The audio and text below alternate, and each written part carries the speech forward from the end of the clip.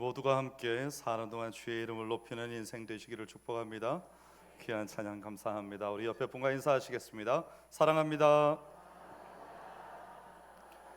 네, 인사를 나눌 때마다 우리에게서 사랑의 샘 솟아날 줄 믿습니다. 오늘 마가복음 13번째 시간인데요, 작은 거인의 길이라는 제목으로 여러분과 함께 말씀을 나누고자 합니다. 예수님께서 귀신 들린 아이를 치유하시는 사건을 통해서 죽었다가 다시 사는 하나님의 능력이 말씀에서 점차 나타나고 있습니다. 그런데 그럼에도 불구하고 제자들의 모습은 여전히 예수님의 고난과 부활이라는 메시지를 온전히 다 소화하지 못하는 것을 우리가 계속해서 보게 됩니다. 그리고 오늘 본문에서 예수님이 다시 한번 인자가 죽임을 당하고 3일 만에 살아날 것이다, 이렇게 예고를 하셨습니다. 그 직후에 제자들이 엉뚱하게도 서로 누가 크냐 이렇게 쟁론하는 것을 우리는 또한 보게 됩니다.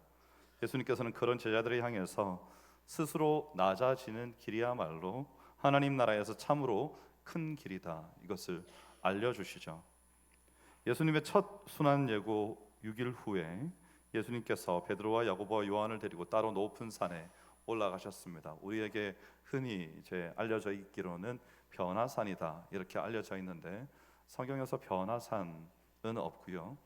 변화산이 아닌 높은 산으로 불려지는 산들을 여러 학자들이 이런저런 산이다라고 추정하고 있기는 합니다. 그 높은 산에서 엘리야가 모세와 함께 나타났고 예수님과 대화를 나눕니다. 베드로가 놀라서 자기가 무슨 말을 하는지도 모르고 무슨 얘기들을 했던 바로 그 장면입니다. 이 장면의 핵심은 7절인데요, 제가 읽어드립니다. 마침 구름이 와서 그들을 덮으며 구름 속에서 소리가 나되 이는 내 사랑하는 아들이니 너희는 그의 말을 들으라. 구름 속에서 난 소리가 하나님의 음성인데, 이와 비슷한 장면이 1장 11절에 보면 하늘에서 소리가 나기를 너는 내 사랑하는 아들이라 내가 너를 기뻐하노라, 이런 말씀이 있습니다. 다른 점이 있다면 1장은 하나님께서 예수님에게 하시는 말씀이고 오늘 9장은 하나님께서 제자들에게 하시는 말씀입니다. 마가복음 초반부에서 예수님이 하나님의 아들이심을 강조했고 6장에 들어오면서 이제 예수님께서 메시아이심을 나타내는 것이 지금까지 이어져 오고 있는데, 예수님께서 순환을 받으실 것이라는 예고 후에 다시 하나님의 아들이신 것이 강조가 됩니다. 베드로와 또 야고보와 요한, 이 세 제자가 이 산에서 죽었던 두 인물을 목격하고, 엘리야는 승천했지만 모세는 죽었으니까요, 죽었던 두 인물을 목격하고 죽은 자 가운데서 살아나는 것이 도대체 무엇인가, 이것을 생각하게 됩니다. 예수님께서 죽었다가 다시 살아나시겠다고 할 때 무슨 뜻인지 전혀 알아듣지 못했던, 예수님께 대들었던 그 베드로가 지금 이 세 사람 중에 있는 것이죠. 베드로, 야고보, 요한입니다. 다 이해하지는 못하지만 제자들이 산 위에서의 이 영광스러운 모습을 보고 난 뒤에 그들의 이 시야가 점점 더 트이고 있는 중인 겁니다. 이렇게 세 제자들이 산에서 특별한 과외를 받고 내려오는 동안 산 아래에서는 사고가 있었습니다. 남은 제자들이 무리와 변론을 하고 있었는데 내용이 뭔가 하면 한 사람이 귀신 들린 아들을 제자들에게 데려와서 고쳐달라고 하였는데 제자들이 고치지 못한 겁니다. 예수님이 이미 제자들에게 귀신을 쫓아내는 권능을 주셨고, 그래서 12제자를 부르사 둘씩 보내시며 더러운 귀신을 제어하는 권능을 주셨다, 이렇게 분명히 쓰고 있고 6장 13절에 보면 많은 귀신을 쫓아내며 많은 병자에게 기름을 발라 고쳤다라고 그들이 경험까지 했습니다. 그런데 그들이 왜 하지 못했을까요? 능력도 주셨고 이미 성공한 전적도 있습니다. 예수님께서 제자들을 보시고 하신 첫 마디에 그 비밀이 있습니다. 9장 19절에 보면 믿음이 없는 세대여, 이렇게 꾸짖으시죠. 제자들이 뭐가 없어서 실패했을까요? 믿음입니다. 그런데 믿음이 없는 사람은 제자들뿐만이 아니었습니다. 그 자리에 자기 아들을 데리고 온 아버지, 이 아버지가 예수님의 제자들이 귀신을 쫓아내지 못하는 것을 보고 크게 실망하고, 이제 눈앞에 예수님, 권능을 주셨던 예수님 본인이 나타나셨음에도 불구하고 그 예수님도 믿지 못하는 겁니다. 그래서 주여 하실 수 있거든, 이렇게 말을 한 거죠. 그래서 예수님께서 그 아버지에게 믿음을 촉구하는 겁니다. 할 수 있거든이 무슨 말이냐? 믿는 자에게는 능히 하지 못할 일이 없느니라. 이렇게 말씀을 하시는 거죠. 그러니까 이 아버지가 그제서야 말하는 겁니다. 내가 믿나이다. 나의 믿음 없는 것을 도와주소서 하더라. 이 아이의 아버지가 냉큼 알아듣고 믿음 없는 것까지도 도와주시기를 간구합니다. 저는 이 아버지의 자세가 아주 모범적이고 정직하다고 생각합니다. 왜냐하면 예수님께서 나무라셨을 때 바로 즉석해서 고치고 엎드려서 자신의 잘못을 고한 다음에 도와달라고 간구했기 때문입니다. 아주 훌륭한 자세죠. 대부분 많은 사람들은 고집을 부리거나 내가 한 것에 대한 인정을 하지 않거나 혹은 내가 한 것이 맞다고 우기거나 이런 방법들을 택하기가 마련인데, 그래서 기도를 하지 않고 기도 시간 동안에 시위를 하는 분들이 많이 있죠. 그런데 그런 기도는 하나님께 통하지 않습니다. 그런데 이 사람은 지금 예수님께서 한 가지를 책망하실 때마다 바로바로 고치는 겁니다. 자세가 변화되는 것이죠. 그리고 예수님이 명령합니다. 말 못하고 못 듣는 귀신아, 내가 내게 명하노니 그 아이에게서 나오고 다시 들어가지 말라. 아이가 귀신에게 사로잡혀 있었습니다. 마가가 듣지 못하고 말하지 못하는 것의 근원을 영적인 문제라고 말하는데, 예수님께서는 내쫓으실 뿐만 아니라 다시 들어가지도 말라고 명령하셨습니다. 그래서 귀신이 나갑니다. 귀신이 나갔는데 아이가 마치 죽은 것 같이 되어 있는 겁니다. 많은 사람들이 애가 죽었나 봐, 죽었다고 말했습니다. 그런데 예수님께서 손을 잡아서 일으키시니까 이 아이가 일어난 겁니다. 죽음과 부활의 패턴이 계속해서 반복해서 등장하고 있는 것이죠. 예수님의 가르침이 있었습니다. 높은 산에서 죽은 줄 알았던 모세와 엘리야가 눈앞에, 이게 환상도 아니고 그냥 제자들이 보는 눈앞에 나타났습니다. 예수님과 대화를 주고받습니다. 귀신 들린 아이가 죽은 것 같이 되었다가 예수님께서 손을 잡아 일으키니까 다시 일어났습니다. 죽었다가 다시 사는 것이 무엇인지에 대한 이해가 점차적으로 늘어나고 있는 것이죠. 이제 귀신은 떠났고 제자들이 묻습니다. 우리가 왜 실패했습니까? 이렇게 묻습니다. 그러니까 예수님의 대답은, 여러분 잘 들으세요. 기도 외에 다른 것으로는 이런 종류가 나갈 수 없느니라. 이렇게 말씀하셨습니다. 이것은 기도로 하나님을 의지하지 않고는 너희 힘으로는 도무지 이런 일을 할 수가 없다는 뜻이거든요. 권능을 받았으니까. 여러분, 바로 얼마 전에 제자들이 예수님께로부터 권능을 받고 나가서 많은 귀신들을 쫓아내고 병자들을 고쳤습니다. 그런데 왜 그 권능이 오늘은 나타나지 않는 겁니까? 한번 권능을 받았으니까 영원 무궁토록 써먹을 수 있을 줄 알았는데, 모든 일에 어떻게 해야 된다는 것인가 하면 기도로 하나님을 의지해야 그 권능이 능력 있게 발현된다는 말이죠. 심지어 예수님께서도 사람의 몸을 입고 이 땅에 계시는 동안에 새벽에 일어나실 때마다, 시간이 되실 때마다 한적한 곳에 나가서 계속해서 하나님 앞에 기도하셨습니다. 하물며 우리이겠습니까? 예수님은 자신의 사역이 십자가의 죽음과 부활 그리고 승천까지의 제한된 시간 안에 이루어질 것을 다 알고 계셨습니다. 그러면 예수님께서 이 땅을 떠나시고 나면 그 일은 누가 이어받아야 되겠습니까? 제자들이죠. 그 제자들이 자신의 권능과 연결할 수 있는 오직 한 가지, 이것을 예수님이 계시는 동안에 익혀야 된단 말입니다. 그게 뭔가 하면 기도입니다. 그래서 계속해서 데리고 다니시면서 기도를 시키시고, 기도를 하고 난 다음에 나타나는 능력에 대해서 경험시키시고, 그리고 그런 능력이 나타나는 이유가 무엇인지 설명하시고 가르치신 거죠. 그 후에 예수님께서 두 번째로 자신의 죽음, 또 3일 만에 다시 살아나는 것을 말씀하십니다. 한 번 말씀하셨다면 아유 예수님 장난이시죠? 무슨 왜 죽으세요 예수님이? 이렇게 말하고 넘어가실 수도 있는데, 두 번째 말씀하시니까, 예수님께서 평소에 농담을 잘 하시는 분도 아니셨을 테고, 두 번째 말씀하시니까 제자들이 이걸 심각하게 받아들입니다. 사실 깨닫지 못했습니다. 죽었다가 다시 살아난다는 것을 보지도 못했고 들은 적도 없기 때문에 이게 도대체 무슨 일인지 깨닫지도 못했고, 이제 죽는다고 하는 것이 그러면 진짜 일어나는 일인 건가? 그래서 무서워서 두려워서 물어보지를 못하는 겁니다. 물어보면 내가 생각만 하고 있는 것이 맞다고 말씀하실까 봐. 지난주에는 제가 뭐라고 말씀드렸습니까? 어떤 때는 우리가 몰라서 못 물어본다고 말했죠. 사실관계를 파악을 해야 질문을 할 수 있을 것인데 아무것도 모르니까 못 물어보는 거고, 오늘 말씀에서는 또 두려워서, 진짜 그런 일이 일어날까 봐 제자들이 두려워서 못 물어보는 겁니다. 그런데 이상한 일이 일어납니다.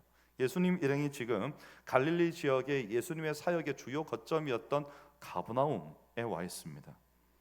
33절에서 예수님이 어디에서 물어보시는가 하면요, 여러분 마가복음에서 아주 중요한 장소들이 등장하는데 거기가 어디라고 제가 말씀드렸을까요?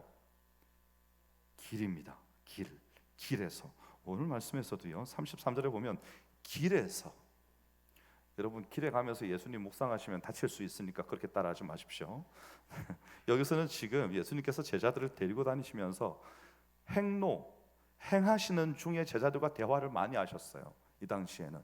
왜냐하면 걸어가면 세월이 그냥 뭐 며칠씩 이렇게 걸어가니까 걸어가는 중에 대화를 많이 하셨단 말이죠. 근데 오늘도 길에서 어떻게 물어보셨는가 하면 너희가 무슨 이야기를 하였느냐, 이렇게 물어보신 겁니다.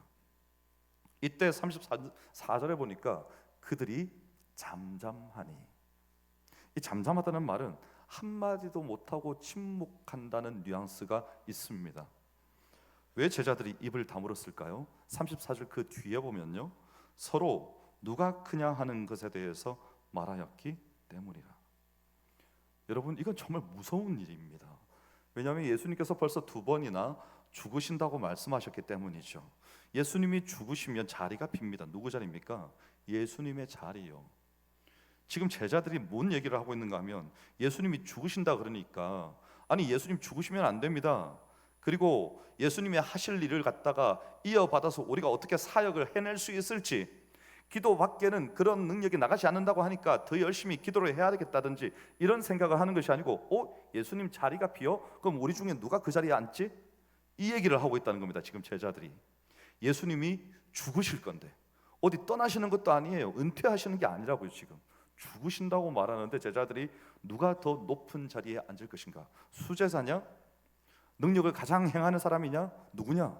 이렇게 말하고 있다는 겁니다. 문맥상으로 봤을 때 산 위에서 영광의 예수님과 대화를 나눴던 3명의 제자, 베드로와 야고보와 요한, 중요한 자리에 이 세 제자, 베야요라고 저는 공부할 때는 외웠어요. 이 3명의 제자를 데리고 다니셨습니다. 자, 이 제자들이 그 일을 겪고 난 다음에 하산합니다. 그런데 아래에는 그 일을 겪지 못한, 귀신을 내쫓지 못하고 사람들과 변론하고 있었던 제자들이 이제 무능함을 나타낸 거죠. 자, 거기에 있었습니다. 이들 사이에 아마도 좀 미묘한 기류가 흐르고 있지 않았을까. 본문에서 나타나는 그들의 논쟁의 내용으로 봤을 때 어쩌면 베드로와 야고보와 요한이, 아니 뭐야, 왜 저런 귀신도 쫓아내지 못하고 뭐 하는 것이, 애들은 평소에 기도 좀 하라니까. 그러니까 저쪽에서는 니들은 얼마나 잘났는데 네가 한번 해봐, 귀신이 나가나 보자, 뭐 이런 이야기를 얼마든지 주고받을 수 있었을 것 같습니다.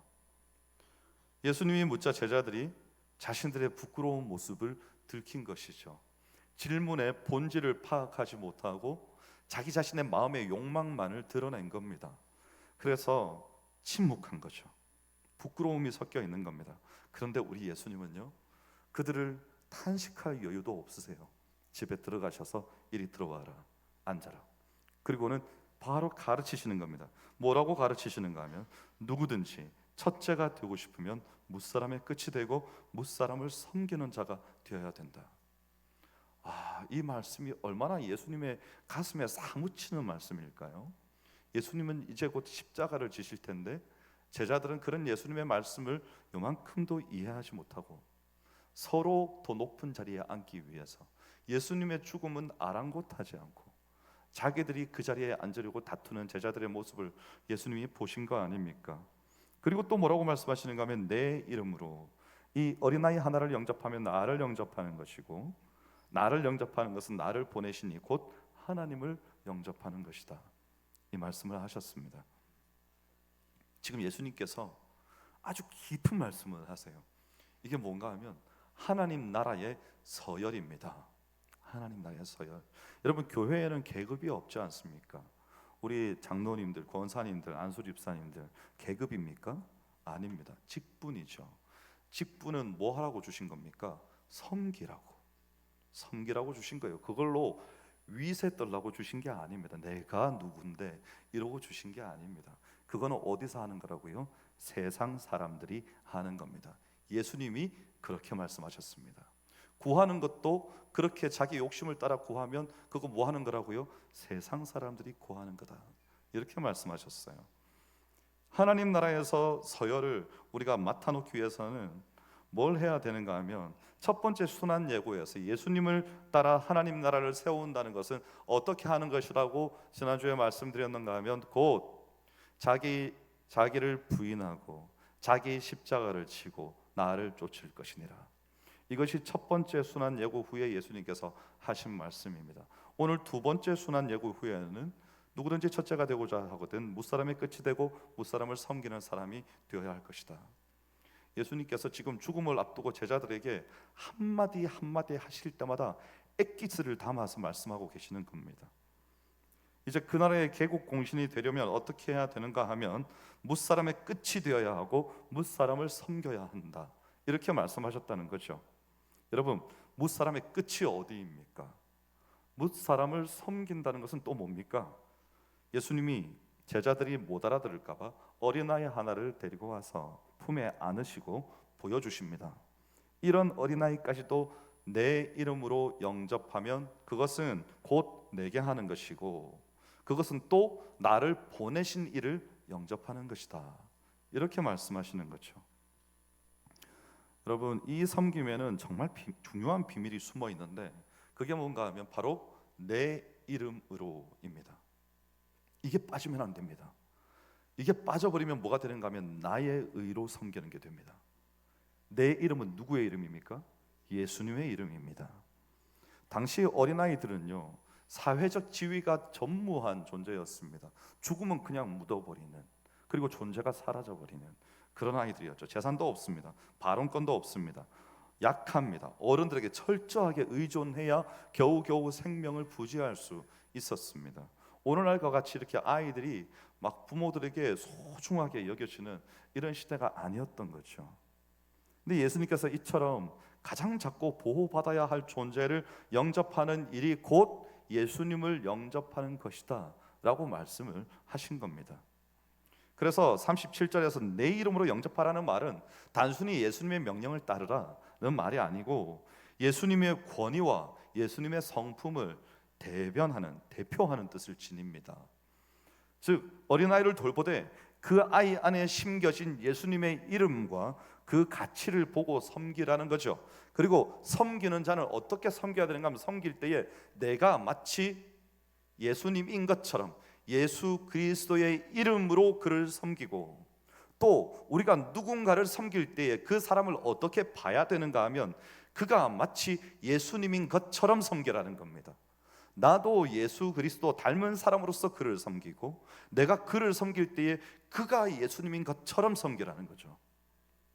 이게 황금률에도 나타나지 않습니까? 무엇이든지 남에게 대접을 받고자 하는 대로 너희도 남을 대접하라. 누군가에게 뭔가를 줄 때 가진 것 중에 남아서 쓸모없는 것 주는 것 아니죠. 귀한 것을 주는 것 아닙니까? 그런 거죠. 그러면 그 사람이 내 마음을 아는 겁니다. 그래서 그렇게 할 때 그것이 곧 예수님을 영접하고 하나님을 영접하게 된다. 우리 저기 유아실에 아이들이 있습니다. 저 아이들이 지금 말씀에 의하면 뭔가 하면 걸어다니는 축복 덩어리들이죠. 작은 예수들이 막 쫓아다니는데 저 아이들을 칭찬하고 잘해주고 잘 자랄 수 있게 도우면, 섬기면 곧 누구에게 하는 거라고요? 예수님에게, 지극히 작은 소자 하나에게 하는 것이 곧 내게 하는 것이니라. 그러니까 우리에게 축복을 가져다 줄 수 있는 축복 덩어리들이 막 뛰어다니고 있는 겁니다, 저기서. 그런데 예수님께서 아이들만 말씀하셨습니까? 저는 그렇게 생각하지 않습니다. 예수님께서는 이 아이들과 같은 존재들, 지극히 작은 소자, 관심받지 못하고 사람에게 존중받지 못하며 그 당시에 아이들 다음으로 또 천대받는 사람들, 여인들, 투표권도 없고 집에서 쫓아내면 쫓겨나야 되고 이런 사람들이죠. 그 당시에 그런 사람들입니다.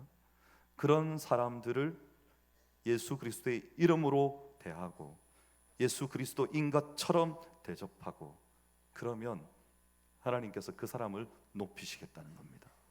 세례 요한이 이 땅에서 가장 큰 자라고 했습니다.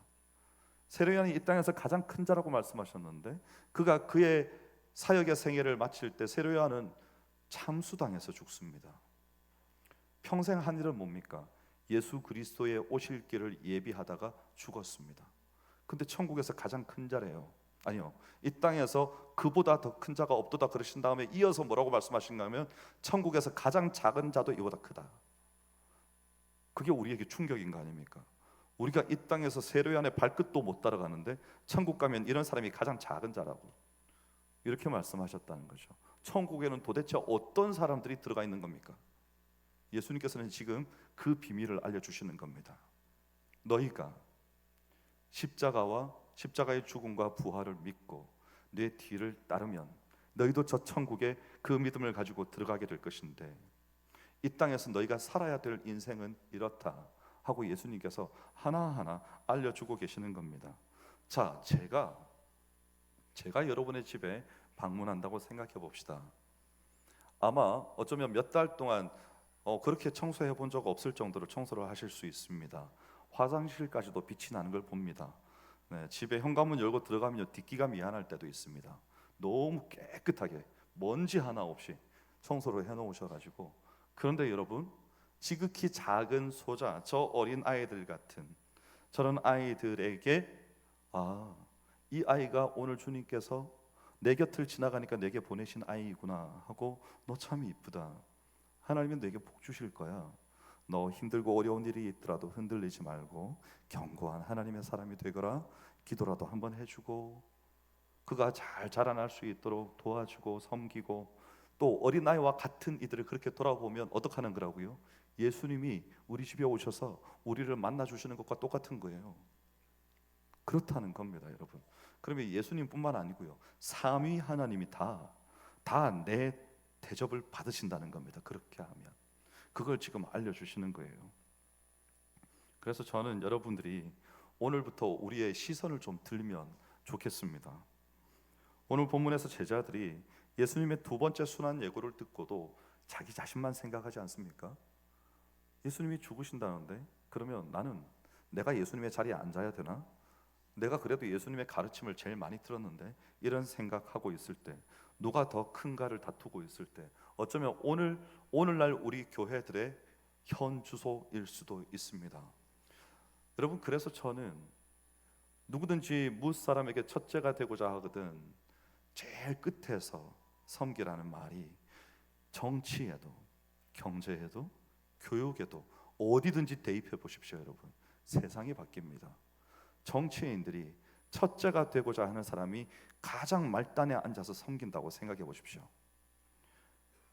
사업하시는 분들이 막 대기업 총수나 어떤 중소기업이나 기업체를 운영하거나 거기에서 일하시는 분들이 내가 막 나 자신을 PR해서 내가 제일 잘난 사람이고 내가 제일 능력이 있고 이런 것이 아니라 무엇 사람의 끝에서 그들을 섬긴다고 생각해 보십시오. 교사들이 학교에서 방과 후에 아이를 데려다가 그런 참사를 일으키는 게 아니고, 아이들을 사랑하고 이 아이가 신이 내게 보내신 선물이구나, 내가 이 아이의 평생이 바르게 자라나게 하기 위해서 사랑하고 돌보고 섬겨야 되겠다. 여러분, 세상이 안 변하겠습니까? 그러면 왜 안 변합니까? 안 하니까 안 변하는 거예요. 오늘 우리에게도 똑같죠. 왜 교회가 놀랍게 새로워지지 않습니까? 안 하기 때문입니다. 우리는 너무 많이 알아요. 근데 아는 만큼 하지 않아요. 여러분, 하나를 배우더라도 그 하나를 하면 됩니다. 10가지를 배웠는데 한 가지도 안 하는 거예요. 그러니까 예수님께서 가슴이 터지는 거죠. 이제 곧 떠나셔야 되는데 제자들이 예수님의 마음을 모르는 겁니다. 그래서 오늘 이렇게 또 말씀하시는 거죠. 저는 우리가 한 주간 우리 곁에 있는 어린아이 같은 이들을 돌아볼 수 있기를 원합니다. 우리의 도움이 필요하고 눈에 띄지 않고 스스로 살아가기 힘든 벅찬 이웃들일 수 있습니다.